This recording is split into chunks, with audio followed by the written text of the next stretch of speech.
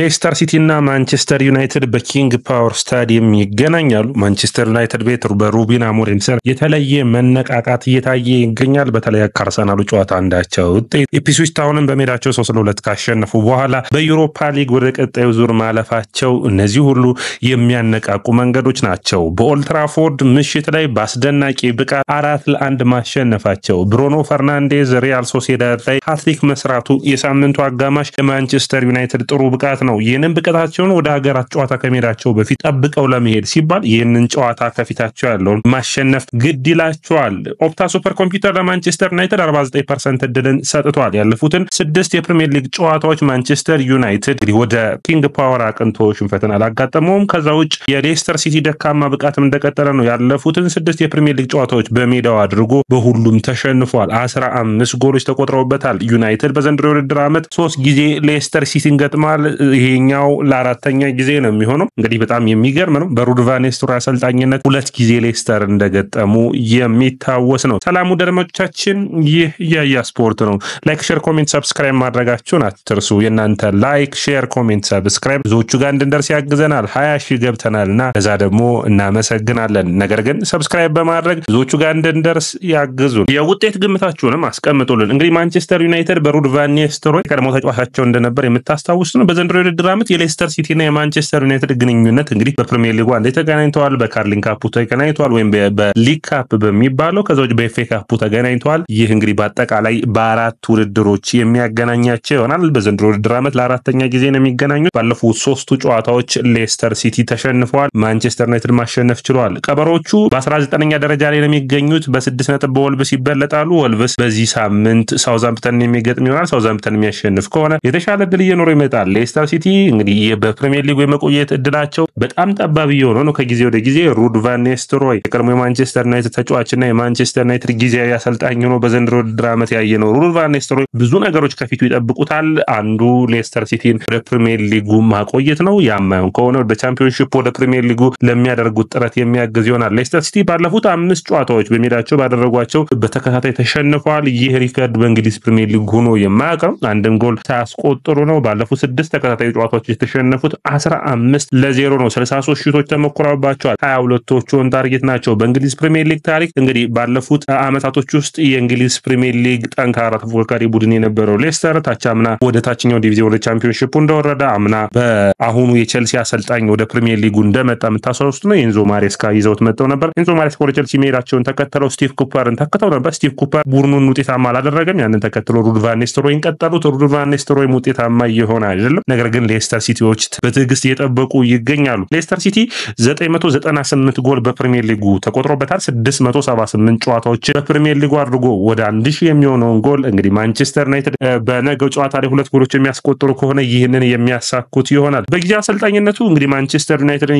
ያሰለጠነ ሌስተር ሲቲን በፕሪሚየር ሊጉና በካራባኦ ካፑ ያሸነፈው ሩድ ቫን ኒስተልሮይ አሁን ደግሞ በኤፍኤ ካፑም በኦልድ ትራፎርድ ሌስተር ሲቲን እየመራ የተሸነፈበት ጨዋታ የሚታወስ ነው። አሁን ደግሞ በሊጉ የሚገጥመው ይሆናል። ማንቸስተር ዩናይትድ ጥሩ ብቃት ላይ ነው የሚገኙት። ከዘንድሮ ውድድር ዓመት አሁን ቴምፖቸው እየተለወጠ ይመስላል። በሳምንቱ አጋማሽ አዲስ ስታዲየምን አስተዋውቀዋል።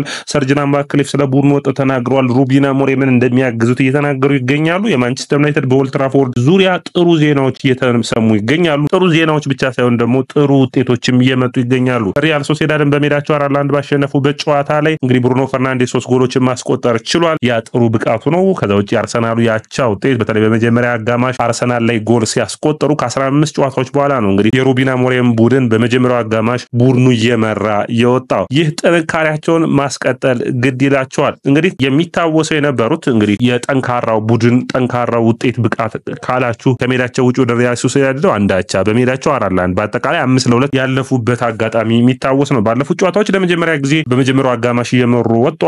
13 ሹቶችን አርሰናል ላይ ማድረግ ችሏል። ጥሩ ብቃታቸው ነው። ዘንድሮ የሩበን አሞሪም ቡድን በየጨዋታው 13 ሹቶችን ነው የሚያደርገው። ይህ እንግዲህ ከ2015-16 በኋላ ከፍ ያለ ነው። ነገር ግን ማንቸስተር ዩናይትድ አሁንም ሹቶችን ማድረግ፣ እድሎችን መፍጠር፣ ጎሎችን ማስቆጠር ግድ የሚለው ነው። ሌስተር ሲቲ ባለፉት ጨዋታዎች እንግዲህ ሌስተር ሲቲም ደካማ ሹት የሚያደርግ ቡድን ነው። 251 ሹቶችን አድርጎ ኦን ታርጌት ማድረግ የቻለው 85ቱን ብቻ ነው። ከሌላው የፕሪሚየር ሊግ ቡድን አንጻር ስታዩት ሌስተር ሲቲ ከማንቸስተር ዩናይትድ ጋር ትንሽ ደከም ያለ ብቃታቸውን የሚያሳዩት ነው። ሌስተር ሲቲ እና ማንቸስተር ዩናይትድ እርስ በርስ ግንኙነታቸው ምን ይመስላል ብለን ስናይ ካለፉት 8 ጨዋታዎች እንግዲህ አንዴ ብቻ ነው እንግዲህ የተሸነፉት።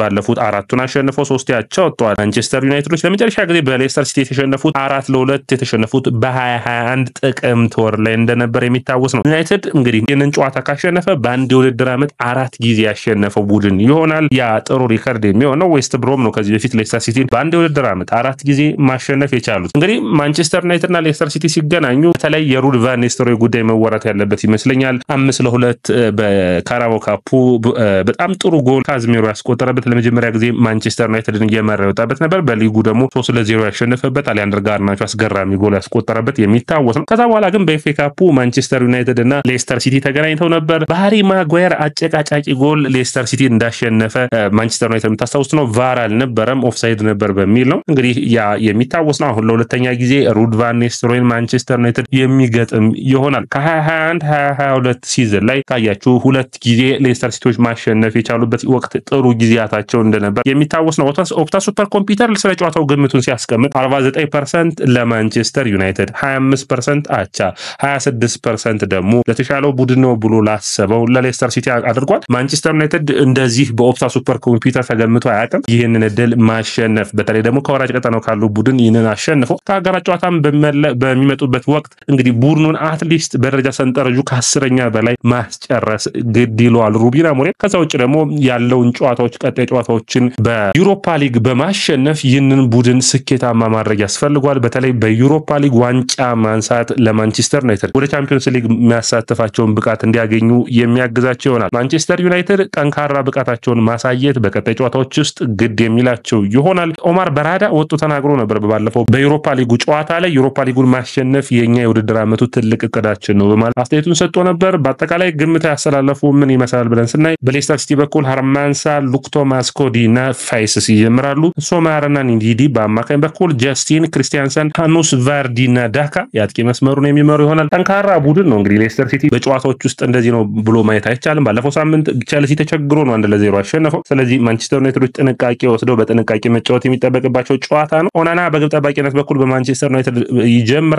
ሊንደሎፍ፣ አይደን ሄቨን እንዲሁም ደግሞ ማቲያስ ደሊት በተከላካይ መስመሩ ላይ፣ ከዛ ውጭ ዳሎት፣ ኡጋርቲ፣ ብሩኖ ፈርናንዴዝ፣ ማዝራዊ አማካይ መስመሩ ላይ፣ ሆይላንድ፣ ዘርክዚና ጋር ናቸው የሚጀምሩ ይሆናል። ይህ ጥንካሬና ይህ ብቃታቸው ማንቸስተር ዩናይትድ ይህንን ጨዋታ ማሸነፍ ግድ እንዲላቸው ያደርጋል። ማንቸስተር ዩናይትዶች በቀጣይ ላሉባቸው ጨዋታ ከዚህ በኋላ የሀገራት ጨዋታ ስላለ በአሸናፊነት ወደ ሀገራት ጨዋታ ማቅናት ይፈልጋሉ። በማንቸስተር ዩናይትድ በኩል እንግዲህ የኡጋርቲ መመለስ ጥሩ የሚባል ሂደት ሊያመጣ ይችላል። ነገር ግን ካዝሜሮ በጥሩ አይነት አጨዋወት በተለይ ዋን ቱ ዋን ማርኪንግ ማንቸስተር ዩናይትድ ከተው በኋላ ፖዚሽናል ማርኪንግ እየተጠቀሙ በጣም የተሻለ ጥሩ ፐርፎርማንስን ባለፉት ጨዋታዎች ውስጥ ከካዝሜሮ እያየን ነው። ይበል የሚያሰኝ ነው በኔ እይታ። ከዛ ውጭ እንግዲህ በተለይ የሊንደሎፍን ላይ ይጠቀሙበት የሚችሉበት እድል ሊኖር ይችላል። ማዝራዊ፣ ዴሊትና ሄቨን አድርገው ያ እንግዲህ ያሰላለፉ ሂደት የምርጫው የሚሆነው የሩበን አሞሪም ነው። የዘርክዚና የሆይላንድ ጎል አስቆጣሪነት ግን ለማንቸስተር ዩናይትድ በጣም የሚያስፈልግበት ወቅት ላይ ይገኛሉ። ወደ አድማጮቻችን ይህ ያያ ስፖርት ነው። ላይክ፣ ሼር፣ ኮሜንት፣ ሰብስክራይብ ማድረጋችሁን አትርሱ። የእናንተ ላይክ፣ ሼር፣ ኮሜንት፣ ሰብስክራይብ ብዙዎቹ ጋር እንድንደርስ ያግዘናል።